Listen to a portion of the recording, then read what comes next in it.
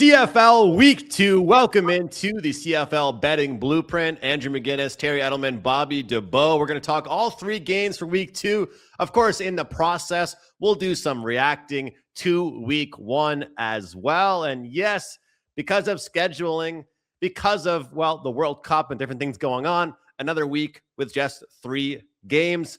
Bobby, we'll get your reactions to Week 1. And of course, we'll get more reactions as we talk about Week 2. Any quick thoughts from you? We'll get into it later on, but it's like the biggest reaction, I guess, is how these totals haven't really adjusted. There are more plays in these games, and we're used to seeing 47, 48, 40, 49, but I think they're all around 50, 51 right now, and I still don't think that's enough. They said there'd be more plays, and there have been. There's been more scoring as a result.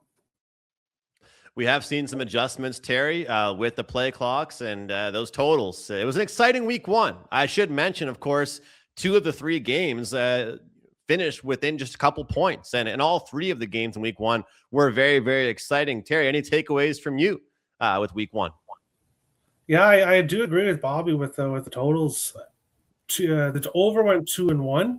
The one game that didn't go over was Edmonton, Ottawa. I was on it over 50.5. Of course, it finishes with 50.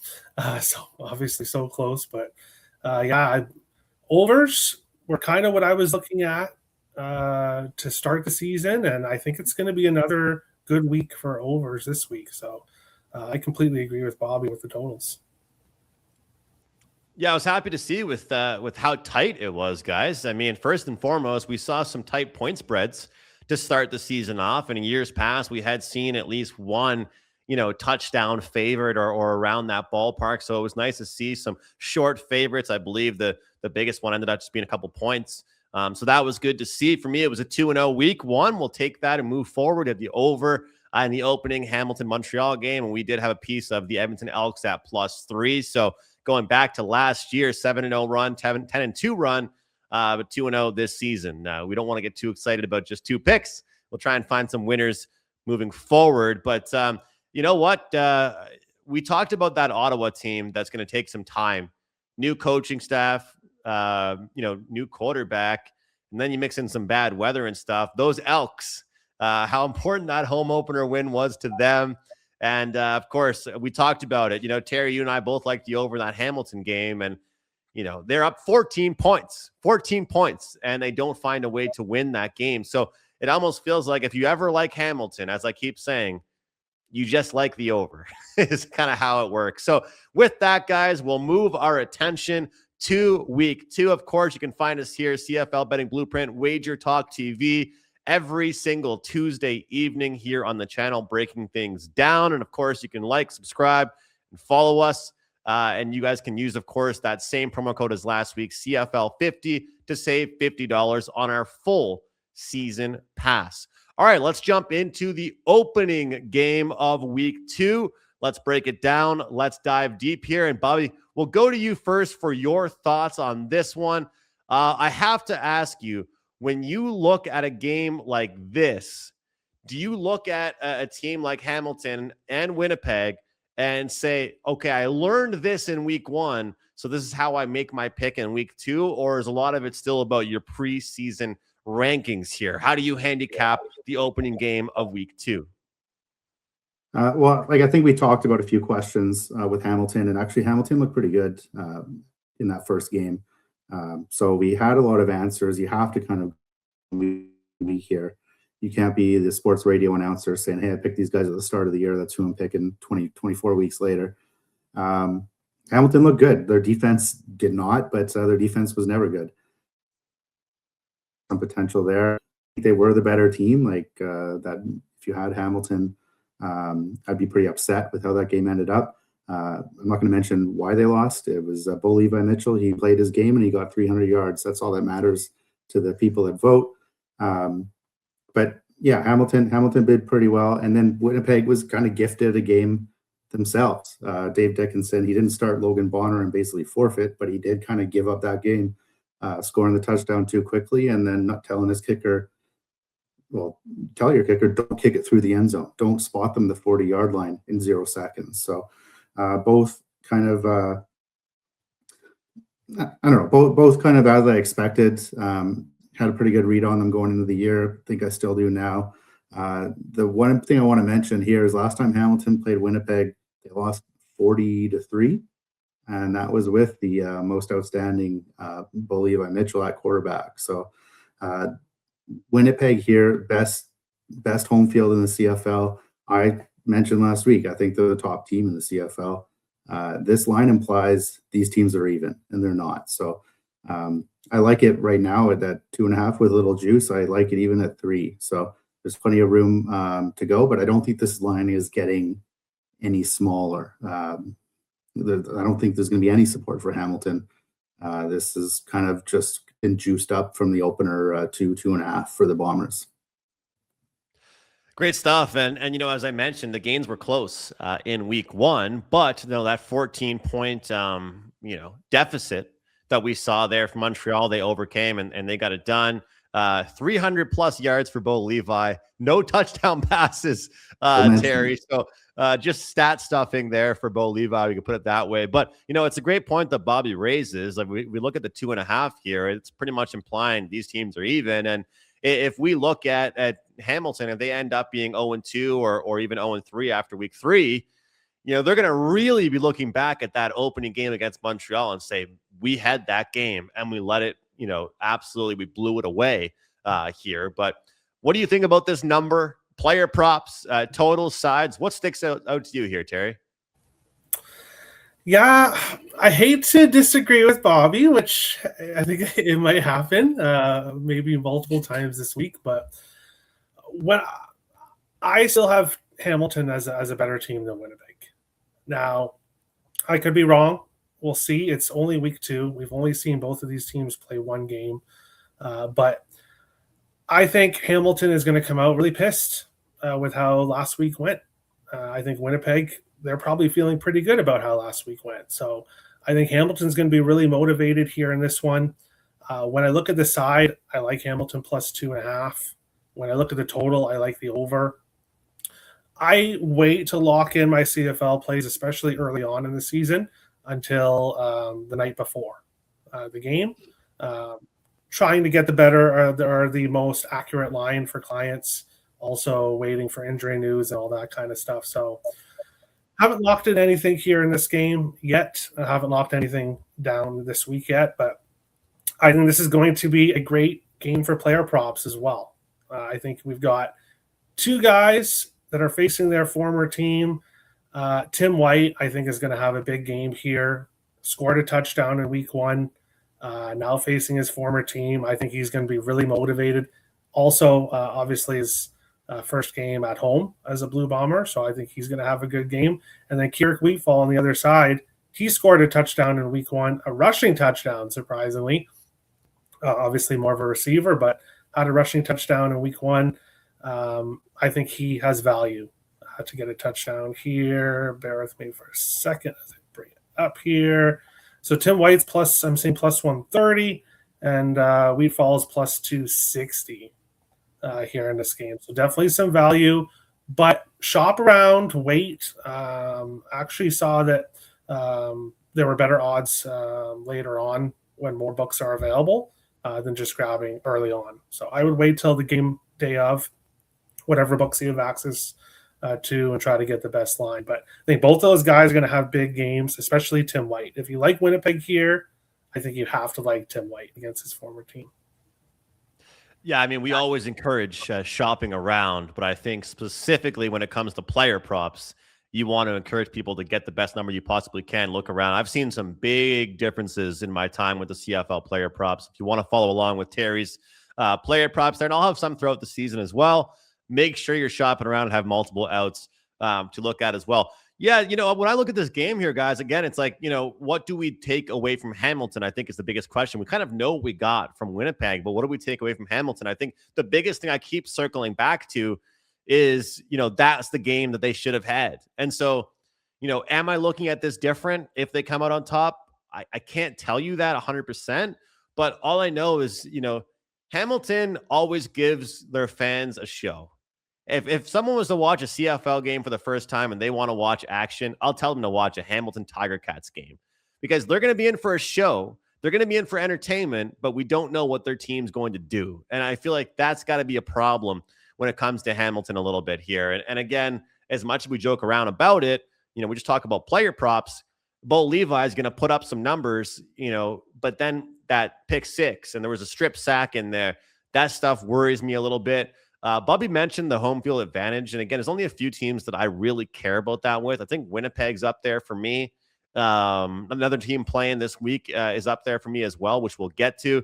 So I do like that. Might be looking at Winnipeg early on in this one. We saw Hamilton have a good first half, but I think we could see Winnipeg having a good first half. Might be looking at some totals as well in this one. I do still think that we could see action in this one, and I'm curious how we're going to find that out as far as these totals moving, if we'll see them keep moving more and more. I got to mention Jake Resna. He had equaled his number of sacks in week one as he had all last year for the Elks. I know it's not really saying much, but we see it across all sports. A player leaves a team, cough, cough, Mitch Marner, and they go and play really well immediately for a good team the next year. Well, we saw that already in week one with a defensive player. And last thing I'll say here, guys, I thought Montreal didn't play that well defensively. And people thought they're a defensive juggernaut, but they lost several key defensive players, including Darnell Sankey. So, let's see what Winnipeg can do. And Brady Oliveira looked like the old Brady Oliveira and the guy that we're used to seeing. So if they can slow the game down, run the ball, keep Bo Levi off the field, I kind of like Winnipeg, whether it's full game first half or we'll find some player props to back them a little bit. But, wouldn't talk anybody out points in this one, that's for sure. I look forward to seeing the over streak we see Hamilton go on this season. I don't know how many unders we'll see with them. I wanted to say too, Bob, you are totally right about Brady Oliveira. Of course, he got the first touchdown of the game when you said he was going to get more touchdowns this year. I was thinking about looking at him in this game, but he's minus 160. So for people that don't know me, minus 135 is as far as I go. I don't go past minus 135, especially not with player props. So don't see value with him this week. But yeah, you mentioned he's going to get more touchdowns, and first touchdown of the game, there he goes. So you were totally right there. Might have to start looking at the 2+ touchdowns prop, getting into like Christian McCaffrey territory there. This guy's going to be getting them all summer long in the CFL. All right, Terry, let's move on to Argos and Alouettes here. This is one of those scenarios with, a team that played last week versus a team that did not play last week. Argos, of course, with the week 1 bye. Alouettes, they, of course, had that win over the Hamilton Tiger Cats in a great comeback. And, Davis Alexander still remains undefeated. What do you think here, Terry, about this one? What does the line say? We saw 7.5 opener, quickly moved 6.5 now. Total at 51.5. What sticks out to you here? Yeah, so in this one here, again, I like the over. I think it's going to be a high-scoring week once again. And when it comes to the side here, Toronto is one of the worst teams in the CFL heading into the season, but we haven't seen them play a game yet. So we obviously have to see. So the Alouettes minus 6.5 favorites. I think in the CFL, when it comes to spreads, betting high spreads can hurt you because teams come back in the fourth quarter, end up covering spreads. So when I look at this game, I still want to fade Toronto. Montreal, they themselves understood that, they won week 1, but that wasn't their best game. Far from it. When I look at this game here, I do think Montreal finds a way to win. I think it's going to be a high-scoring game. So if you want to look at the over 51.5 or Montreal team total over, could be a good look here. When it comes to players, I'm looking at Tyler Snead. What a great first game he had. Over 100 receiving yards, got a touchdown. Tyson Philpott, same deal, scored a touchdown, had a lot of receiving yards. I think Toronto's going to try to focus on Philpott here. I think we're going to get some opportunities with Snead. So Tyler Snead, props. In if you like Toronto, if you think Toronto is going to do something in this game, then you should be looking at DeMonte Cozy for the Toronto Argonauts. He is, bear with me for a second. He has a lot of success in Montreal. For some reason, 5 of his last 6 games in Montreal, he's found the end zone. Plus 170 for him to score here. Has had a lot of success against the Alouettes. So I like him here to score this week. It's always one of these interesting spots here, guys, where you have a team that has been in action already versus a team that has not been in action already. Of course, Davis Alexander with that undefeated record still. I'm going to talk about this play on Wagertalk today again on Friday, but I got to say here, look, this would be a stronger play for me if it was not for the quick movement from the 7.5 down to 6.5 here. But this is a 3% free play for me at Wagertalk, an official client play. I like the Argos in this one. And I'm going to tell you, specifically, I like this because it's early in the season. Like, you might give me this exact number in week 8 or 9, just speaking theoretically here, and maybe I like Montreal. But early in the season in CFL, I love looking for reasons to bet on underdogs. And, a lot of people might think that backing a team that has already played a game because they got their rust under them and the chemistry benefits that team. I've looked at that over the years, and it's been about neutral, if not advantage, for the team that has more practice time and more rest. So that would, of course, work for Toronto. Chad Kelly behind center, new coach there, but not a new face. They promoted the quarterback coach to the head coach. So there's already some familiarity with them. Drafted and traded for some offensive line protection. Still some good receivers there. And again, I don't trust the Montreal defense. I'm not discrediting what Hamilton was able to do because Bo Levi is a good passer. But at the end of the day, if a team's going to give up points, you're not going to win any games by 7+. So I do lean towards the Argos side. In fact, I don't lean that way. I like that side there. So I think it's going to be an entertaining game. I'm not saying the Argos win this game outright, but I am saying they're going to keep this one tight enough. Very curious about how the total unfolds here because the Argos know they cannot just trade points all game long. We saw some games, Bobby, last year with them. I know you aren't a huge totals guy, but I believe we saw some end in like the 70s as far as the combined points. So we'll see how they can do as far as that's concerned. But lean for me towards this Argos side. Yeah, and I agree with Terry. Like, I'll say this first off. I have the Argos as the worst team in the league. But 6.5 is a lot of points. If you want to kind of look back at we compared the first game, what that line indicated. Well, would Montreal be getting close to 10 at home? Like, these are Taylor Cornelius kind of numbers. And they put Right Angle Sports out of the CFL business. So it's a tough league to get separation. So 6.5. Look at Edmonton last week. They dominated that game. It was never in doubt. And Ottawa still had a chance to tie the last minute of the game. So 6.5. I like this number where it is right now. Alouettes had a lot of injuries just last week alone. Cole Speaker, probably their wide receiver 3, but still he's been a kind of like a great, reliable receiver for in the last few years. They've lost their starting center.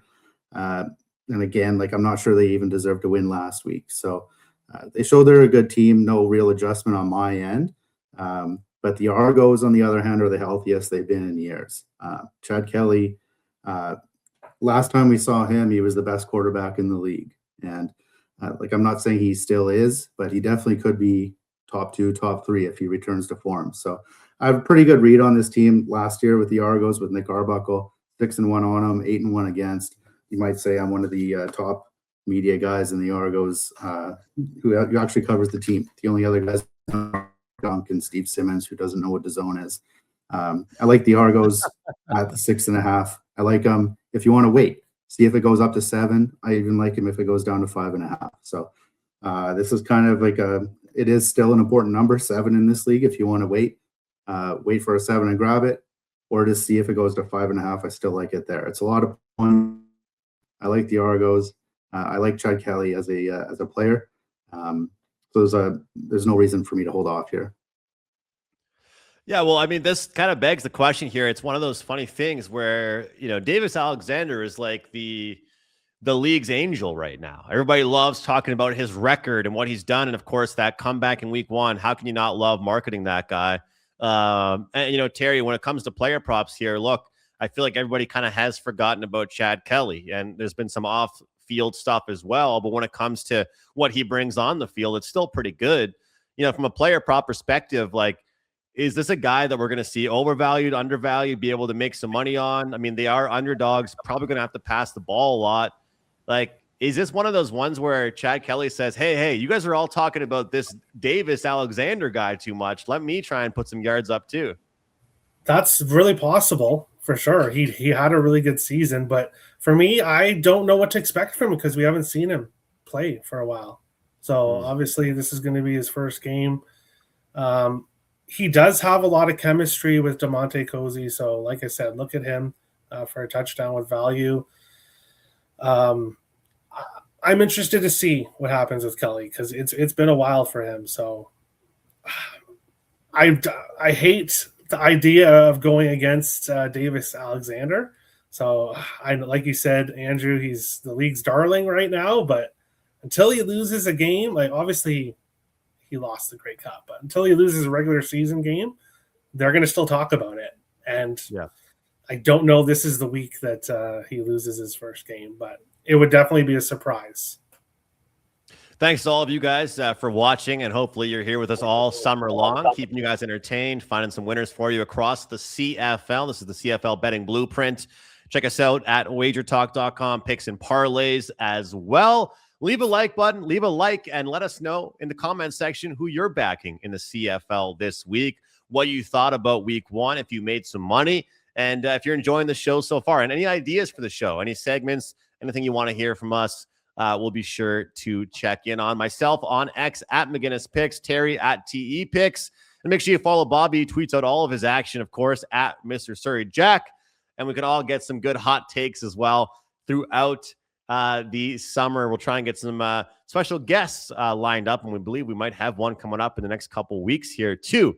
Okay, Bobby, I did talk about there's only a few teams that I really care about home field advantage for. And one of them, of course, the reigning Grey Cup champs, the Saskatchewan Roughriders here, going up against the BC Lions. People are looking forward to this matchup here.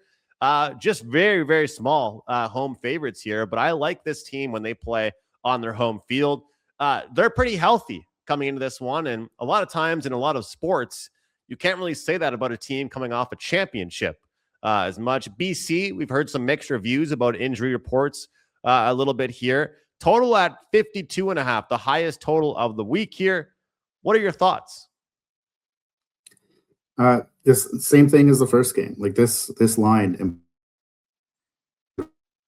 Like I know I said I have Winnipeg as the top team in the league, but a lot of people, including myself, think Saskatchewan should be up there, right? So this is a healthy Riders team getting less than 2, maybe this base essentially a 2. They're getting at home. That should just account for the home field at Mosaic. Last time they met, West Final, they were getting 3. Did BC get any better? They actually lost Jarrell Broxton off their O-line.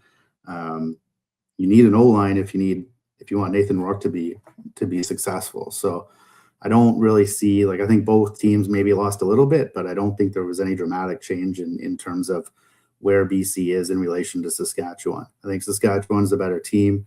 I'm very close on jumping on this. If it goes any lower, you can get a money line under 130. I think that's where I'd go here. Nothing on this game yet, but I think the only thing that I'll be doing is grabbing the Riders somewhere. Terry, we talked about yeah, we'll see. Stay tuned. Terry, we talked about the totals here. I mean, it's hard to look towards the under any games, and obviously talent across the field in both teams. But one thing with the Roughriders, they kind of played that bend, don't break style, that defense, giving up field goals and, not giving up the big play. And they like to run the ball. And even the Lions, as much as they have that big play ability, they do like to run the ball as well if they can. I was kind of tempted to take the under in this one, but, last week, even the one with the bad weather and the bad teams almost went over the total, as you said, by a hook. So it's tough to really look towards any unders here. But what do you think here? Grey Cup champs. Does that impact your thoughts at all, or any player props stick out to you? Yeah, this one's tough. Obviously, we haven't seen either team play a rematch in the playoffs last year. The BC Lions did make some changes trying to improve their defense this year. Saskatchewan's pretty much similar to last year, so I think it's going to take some time for the Lions defense to really get gelled. I think 52.5. Wouldn't be surprised if we're seeing 54.5s in future weeks here. So I still think there's value at 52.5. The side, it's incredibly tough here. I think this is a coin flip that could go either way. So when I look at it, I think Nathan Rourke is the best quarterback in this league. And I think I would look towards his props in some fashion. But again, don't really have any. There's no receiving lines, quarterback lines, rushing props. So at this point in time, this one's a tough one. But I think it's going to be a high-scoring game, a close game, probably going to come down to the final seconds, as a lot of CFL games usually do. Well, I think about last year, and Saskatchewan did deal with injuries. And, you know, when this team is healthy, like, although a lot of people like to look towards fading a defending champion across multiple leagues, you hear people do it every year with the Super Bowl winning team. You know, go ahead in week 1, they're raising the banner, so on and so forth. You know, Roughriders, you give AJ Ouellette like a full summer off, or a full winter off, I guess, here. You know, maybe that benefits this team, like a rest. Maybe this team, you know, we usually see the worst version of them once like week 10 gets here, when, you know, Trevor Harris and some of the veteran guys start to get banged up a little bit. But maybe we want them the most when they're the healthiest and freshest, because they don't need that much time to get clicking and get warmed up a little bit here. But I don't know, if I was to make kind of a contrarian play of the week, it might be the under in this one. I'll probably have some looks on AJ Ouellette. I just think this team will run the ball as much as they can. BC about mediocre as far as the rushing yards against towards last season. And I do remember last, I think, 3 games of the season, including the Grey Cup last year, I was just cashing tickets on those AJ Ouellette rushing props. So the books know what they're doing with him now, but we're probably still going to get a discount when it comes to that. So I'm looking forward to seeing how this matchup looks. And hey, Terry's saying Nate Rourke is his guy, #1 QB. We'll see how he can do. And I'm very curious about his scrambling ability, because if there is a little bit of an issue with the O-line, can he be that same guy if he has to scramble as well? But Saskatchewan, guys, you'll hear me talk about it all throughout the season. Probably one of my favorite teams to look at when they are at home. You look at a lot of other teams, I'm not really as bothered by it.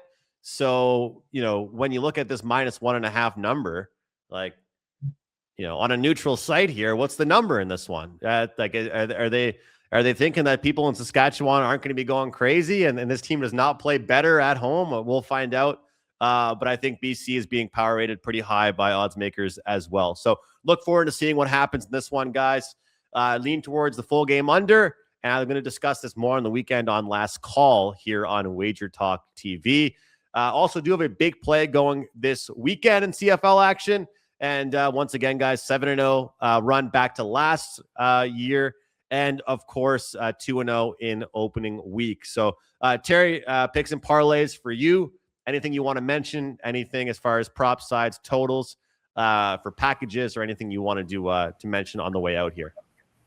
Yeah, I went 3-2 in week 1, up almost 3 units, just under 3 units. So, a profitable week 1. Looking to keep it going here in week 2. Haven't locked in anything yet. Like I said, won't lock in anything till the night before for each game, especially early on here in the season. But it's going to be an exciting week. I think all 3 games are going to have some exciting moments, as always in the CFL. Bobby, might not get that these middles quite yet, but you've been attacking games a lot earlier in the week. Anything we can expect from you, or any closing thoughts for you for week 2? No, there's definitely a few middle opportunities here that could be available right before game day.